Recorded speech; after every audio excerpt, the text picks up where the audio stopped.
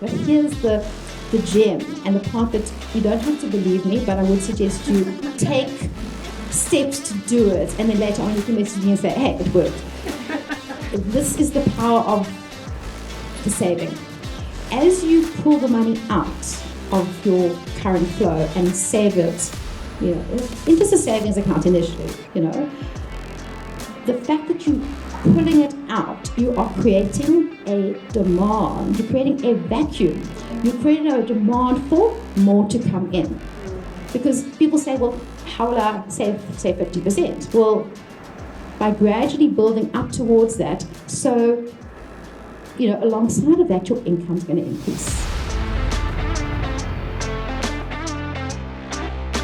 Hello, everybody. This show has been created to inspire you to take action. Celebrating and reframing what success looks like To be the best version of ourselves that we can be. and we have incredible speakers for you tonight.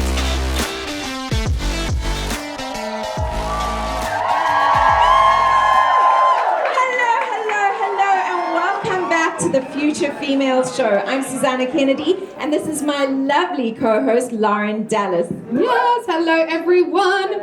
This show is all about, of course, celebrating and reframing success. And tonight we are digging into the topic of wealth. Money. Maybe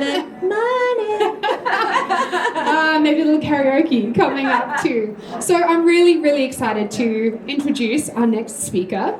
This is Linda Smith Harvey, and you are a financial abundance coach. You coined that term back in 2002, which makes this your official 20-year anniversary in this business. Hell yeah! So thank you so much. There's so much that I want to ask you, but I think personally, knowing your story from your early 20s, I would love if you could share that journey with everyone here. Sure, and thank you. Lovely to be here with everyone. So, it even goes before my 20s, I have to add. So, in the teenage years, can I start? Please start in the teenage I'll start years. there. So, around about 15 or 16, I was looking at this thing called money. It seemed like everybody was working with money. But what I noticed is everybody's also working for money. And I don't even know where it came from, but the idea of why are people not getting their money to work for them? Just seemed like a Good better question. idea to me. Especially from the point of view of, for example, my dad would talk about a bond being a 20-year noose around your neck. And that inspired me to be, paid off in 5 years. Then you're free after that, free of bond. So obviously I thought, right, get your money working for you, but of course you need to have some money to get it to work for you. Yeah. In fact, just a thought that came now is that my first job was as a waitress, and you'll all love this, I earned R1 an hour. Wow. And I saved, because saving, again, that is another important component of building wealth. You've got to keep some. You can't let it all go out. So I pondered this idea about getting your money to work for you, and I looked at the whole property market aspect, and I thought, if I buy a house and put tenants into it and pay it off in 5 years, that would be a great project, achievement. I just want to add, guys, she was a teenager while these thoughts were running around in her mind. Sorry, continue. Yeah, thank you. And so my first job, official job, was at 19. I'll share with you as well, R400 a month was my income. Wow. It's crazy. It's a long time ago. Well, not that long, but that's another whole story. So I started saving. And in fact, I still remember when I had my first job, people were excitedly saying to me, Linda, fantastic, what are you going to spend your money on? And I was like, nothing. I'm buying a house. Like nothing other than the essentials, let's call it. So I started saving, and I had enough for a deposit on a house when I was 21. Wow. And, Amazing. Wow. And thank you. Can we get a hell yeah for that? What the actual... And when I look back now, I had a single focus, and I bought the house at 21, and actually my dad had to stand surety for the bond because my income was not even sufficient to cover, etc. So I then received rental, and I look back again at it now. I mean, I used to receive the cash from my tenant, and every cent I received for rent went into the bond, and I put extra in. And over time, I mean, here's the beauty of it. Over time, the rental was not just paying the interest, it was paying the capital off. So it was paid off in 5 years. The property market also had roughly doubled by that time. And, I thought I was on the right track. Well, you were. That is amazing. You didn't just think like you were 100% correct. Thank you. But I have to also add, I also kind of thought everybody did that. It was only years later that I came to realize that people hadn't done that. So fast track maybe, I think let's say about 10, 15 years later that I realized through helping friends that there was an interest or even a need for a financial coach. And also the distinction here is very different to a financial broker. For me, it was about empowering your mindset and giving you practical tools. Yeah. Not just saying, look, you need a policy, you're going to die, because you can't argue with that, you are. So you need a policy, So for me, when I look back on it now, it really was like creating something from nothing. But sharing my ideas, my strategies, and over the years, many of my clients have been people running their own businesses. Getting out of the 9-to-5 job, getting into doing their passion. But of course, you can have a passion, you can have an idea, but if you're not on top of the numbers and the goals and the turnover, as well as the income distribution plans, including saving, you can struggle. Or at the very least, even maybe before you get to the point of making that money, the mindset is not necessarily already at that place of, I'm making enough. In fact, let me add, over the years with my clients, the single biggest complaint is, and I'm sure you could put your hand up if this resonates, and that is, I just don't have enough. Yeah. Or there's not enough to get through month end. And it's sad because it impacts one's well-being. Lorna talked about mental health. It can impact your mental well-being, your self-belief, even your energy can be depleted as a result of the numbers not coming in. I'm so glad that you are speaking about this. And one of the things that Lauren and I decided really early on when we decided we were going to do this show was that we were going to be completely honest, about the reality of the different struggles. And I think that, I wish every 19-year-old, 18-year-old knew to save half their salary, because at that stage, it's not the same as when you're much older, saving 50%. She saved 50% of everything she earned, okay? So when you're young, that money coming in, you've still got your parents' support, you've got all of these things that support you. But what about, there are so many people now, today, if they come to you and they go, I am living literally hand to mouth. How do I save? Because if I'm saving 50 Rand a month or 100 Rand a month, it's going to take me forever to actually get somewhere. What do you give people in that position? What advice do you give them? Yeah. Well, the first thing is that when you start saving, it's not the amount that's important. So if it's 50 Rand or even 1%, it's the practice. It's the practice and it's building the muscle. Okay, I'm going to let you into a secret, and this is phenomenally powerful, but you have to test it out yourself.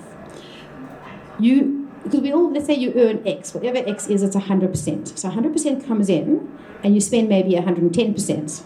Okay, that might sound familiar for some people. So that's where the trouble starts. But as your income comes in, and even if it's 1%, and so how many people here tonight could say, you know what, I could save 1% of my income at the end of June? How many? Yeah? I mean, that's a very practical. So if each and every one of you were to say, right, 1%, and you just put it in a separate savings account. That's the other thing. You cannot save in your current account. It's going to be put in a separate account. Money has a way of leaking, of disappearing. It's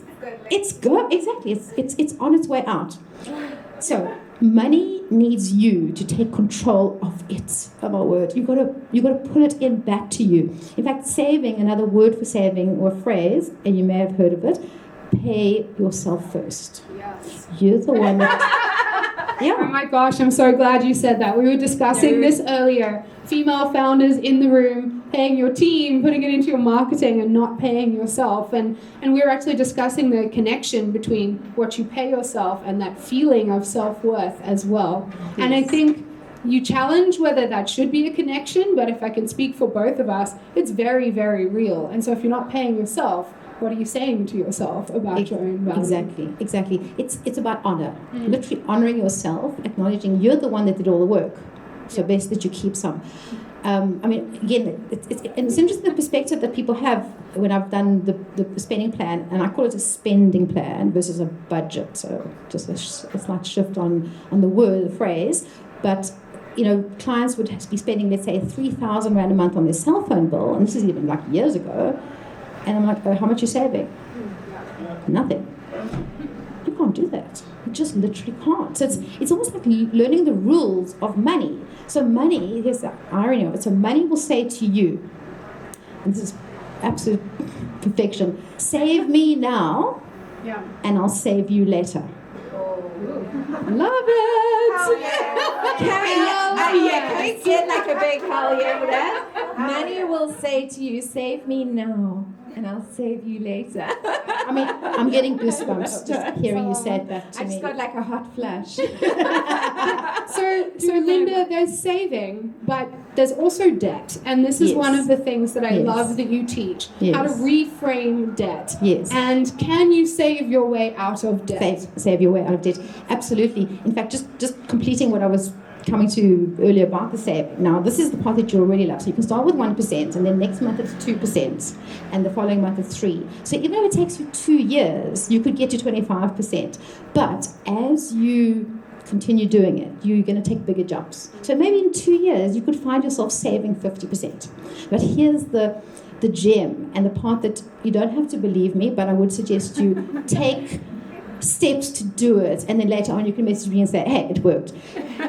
This is the power of the saving. As you pull the money out of your current flow and save it, in just a savings account initially, the fact that you're pulling it out, you are creating a demand. You're creating a vacuum. You're creating a demand for more to come in. Because people say, well, how will I save 50%? Well, by gradually building up towards that, so, alongside of that, your income's going to increase. You got to test it, though. I can tell you that. But each and every one of you has to test it for yourself.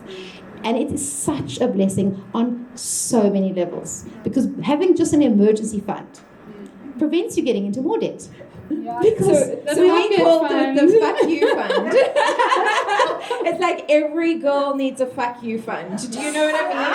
So that like when you're in a situation that you don't want to be in, or if something arises and you're like, no, that's not for me, I've got a fuck you fund, and I could just spend that right now and get myself out of it.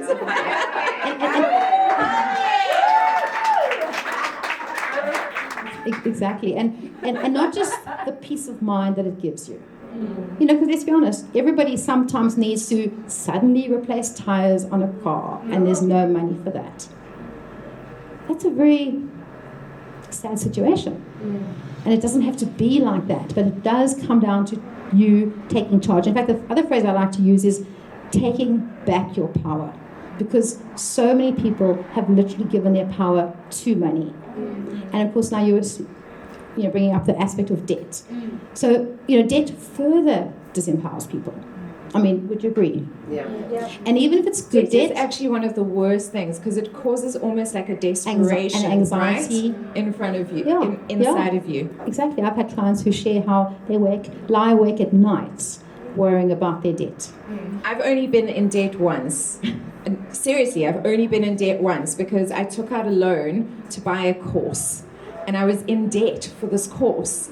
And I paid it off as quickly as possible because the anxiety that I had about owing this money, that, you know, it was this pressure every month rather than having it going somewhere good, it was being taken away. So I totally understand that it's an energy thing. It really, really is. And the other thing about debt, so people talk about good debt and bad debt.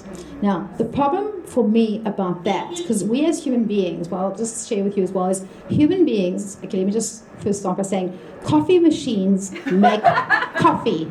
Human beings make meaning. Nice. So just take that in for a moment. When you have debt, and particularly if you have bad debt, you personalize it. You feel bad. You feel anxious. You feel stressed. You lie awake at night.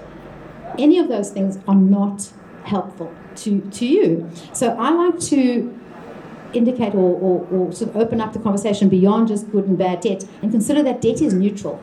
Just like money is neutral. You know, people talk about money being evil. Well, no, it's a tool to live our lives.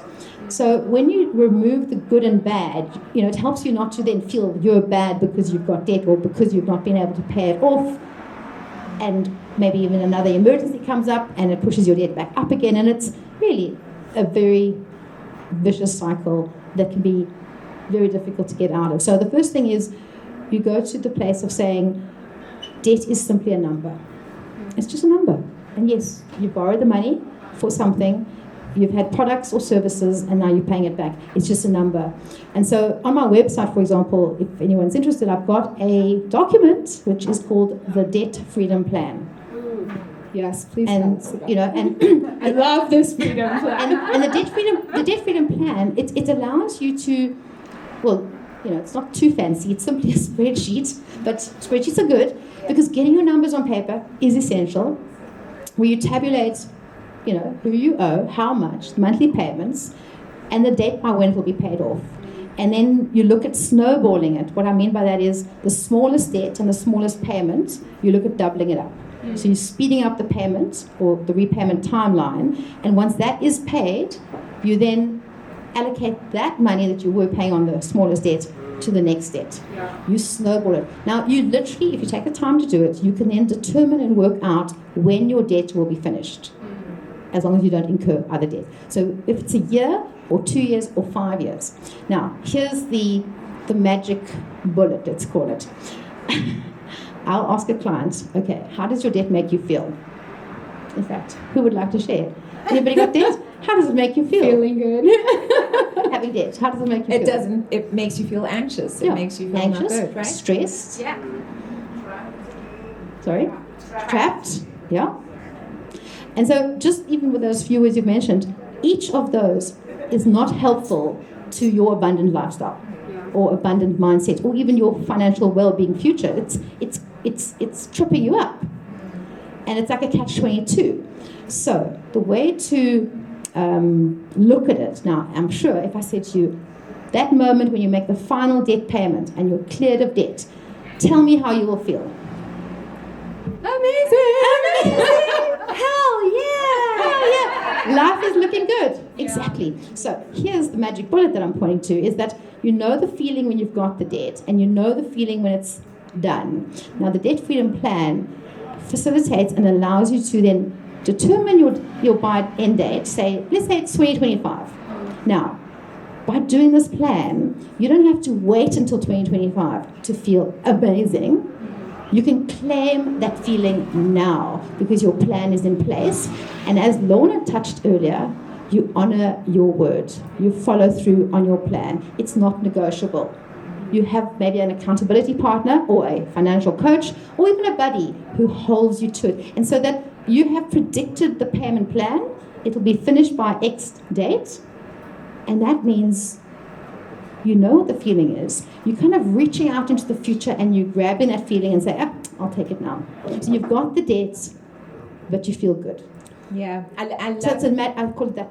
It's a bullet. the magic You bullet. can grab that feeling now and pull it in because you can. Yeah. You know, we can create how we feel. You know, a lot of coaches speak about like when your mind, your words, and your actions are in alignment. Yes. That's when attraction happens. But you've just touched on feeling as well. So when I always explain to my coaching clients that it's like having a tap, right? And if your mind, your words, and your actions are in alignment, the tap is running. But as soon as you add, like it's just running, like a little bit of water is coming out. But as soon as you add emotion to it, it just starts gushing with water. It's the quickest way of attracting into your life, into the physical reality, what it is that you're wanting to experience. So I love that you touched on the emotion of it. Yes. Guys, I want to throw a spanner in the works. Throw a spanner. Throw it, if I may. I know we're talking about getting out of debt, and I think that there is a lot of anxiety and a lot of fear around debt, but I recently started a side hustle business, and it's in property development, very low scale at the moment. But that business model, and actually my partner who I'm doing it with, really taught me to see debt differently and to actually embrace debt as a means of leverage. Yes. And being able to leapfrog where I could get to with savings by leveraging other people's money. Yes. So I'm curious kind of on your perspective on that and how that comes into it as well. Well, I think that's a very valid approach and way to operate. So once one has moved beyond that stress factor with your debt, sure, debt can leverage, it can fast track, and if there's a payment plan in place, absolutely. Again, it's a tool to use. But if it's a tool that's causing anxiety, it's kind of self-defeating because that anxiety will hold up the flow of the process that you are actually attempting to achieve. And I think also with that example that you just gave, Lauren, it's an investment. It's not just a debt. It's an investment debt that is going to pay itself off. A revenue and generating it's an asset. Yes. So it's different from just having. I've got affirmations that go off all day, guys. I'm so sorry, but I do. I'm that girl. So it's an actual asset that you're creating through leveraging debt, which is very different from just spending money and having debt. Absolutely. That is not creating anything. Absolutely. Exactly. So my message is not about avoiding debt. It's about really your relationship with the debt. And if it's causing you stress, that's the problem. But it's causing you stress because of the way you're relating to it. And I want to also come back to you said about feelings. Okay. So my take on all that is we, again, human beings, we have feelings. And how many of us sometimes think, we must just suppress those feelings? So just so you know, you don't have to suppress your feelings. In fact, your feelings are important. They tune you into your intuition. Your feelings are real. You must validate your feelings, and even your feelings about money. But I want to add, this is the important part, don't live your life from your feelings. Live your life from your commitments and what you said you would do. Because what you said you would do is the most important thing, that you fulfill on doing it. Because when you live your life and you take action along the lines of, if you do what you said you would do, your life will look the way you said it would look. Again, the power of your word. And you can take your power of your word and apply it to money. So if you say, right, I've got X amount for groceries every month, well, then you stick to it. I mean, don't you? Until you've had one too many gin and tonics and you're buying rounds for everyone. And we touched on saving while you've got debt, because that was the other thing that you started raising the aspect of how many people believe that you can save while you've got debt. Yeah. See, nobody. Okay, very few hands up to share. Because people will say to you, the debt is costing you much more interest than the savings will earn you.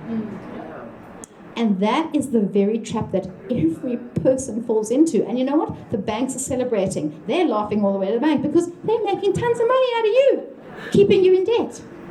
Yeah.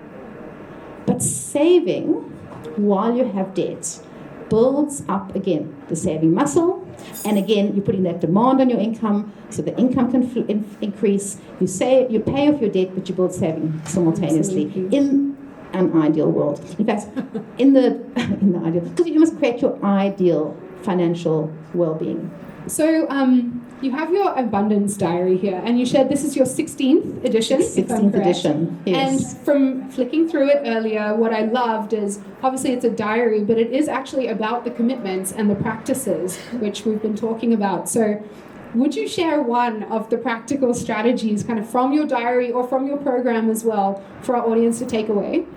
Yes, sure. Well, can I share two? Yeah, share two, even better. So on a daily basis, one of the things that one of the practices that allows you to start your day on the best, let's say, on the best starting point, and that is to focus on what you're grateful for on a daily basis. And what the diary has got is a space on each page to record your gratitudes. And it's not just about recording yes, it is about recording what you're grateful for today, big things, little things, any number of things. But what is even more empowering, once you've been using the diary, let's say now for a year or two, to be able to look back and see, imagine this, what you were grateful for today, a year ago. I mean, most of us don't even know exactly where we were. I mean, okay, maybe you knew you were in Cape Town, but it's where's your it's like building up your own little abundance nuggets, and you start to reflect on how amazing your life is. This starts to feed self-belief. It starts to feed the energy to take you forward and to not get stopped by detours, or maybe you get a no when you were expecting a yes.